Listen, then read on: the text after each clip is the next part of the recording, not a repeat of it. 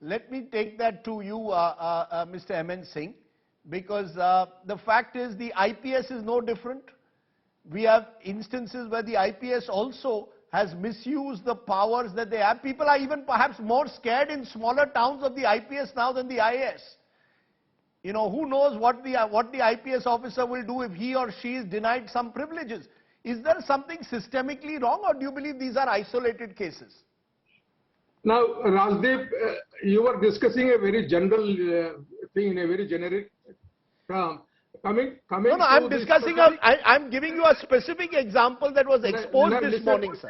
Coming to the specific incident which has been reported in the Indian Express today. Yes.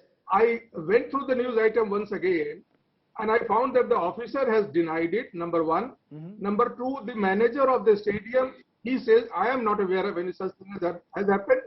Number three, the Indian Express representative went there at 7:30. The officer was walking his dog. At that time, there was no player or sportsman in the stadium. So I think this whole the allegation which has appeared, it's like making a mountain out of a molehill. Oh, come on, Mr. MN Singh. No, give me a chance. Yeah, Don't please bash go ahead. the IAS and IPS. Please give go me ahead. A chance. Please as go far ahead. as the VIP culture is concerned, it is there all over the India. It is not limited to IAS, IPS only. Gone are the days. It is more there among the journalists and among the politicians and among other people.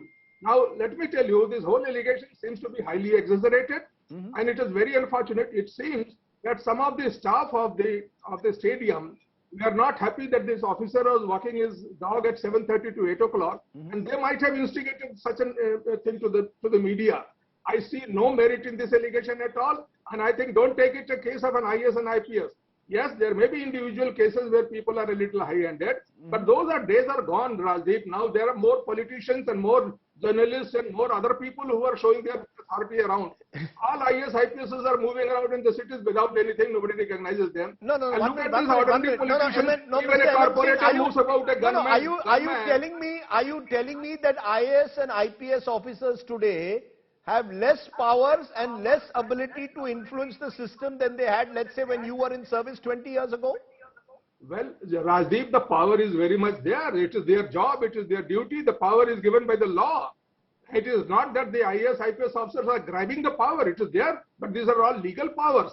But flaunting the power, showing off, is, I think, now is being exaggerated. It is not true. Gone are the days. I mean, I have not seen it in Bombay. Bombay, IAS, IPS officers are moved about like very ordinary people. I have often seen them shopping in the Amar Sons and Prem Sons and all that, they and their wives. Why are we bashing this host of IAS and IPS? I think very unfortunate.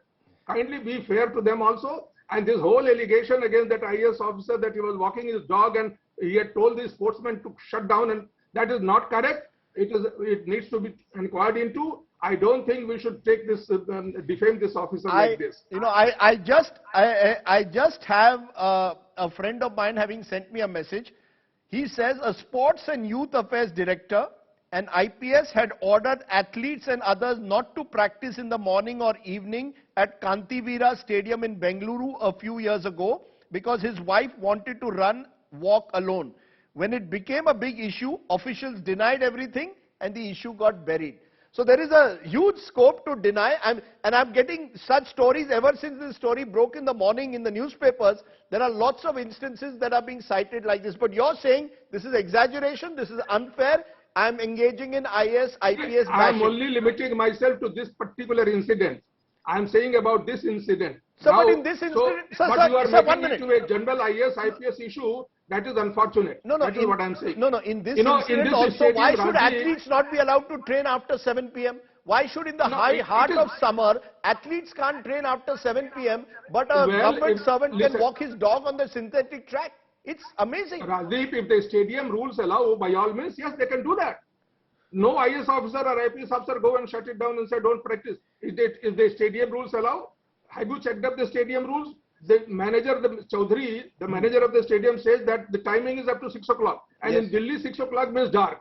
Then he says sometimes we go up to 7 o'clock. But this happened at 7:30.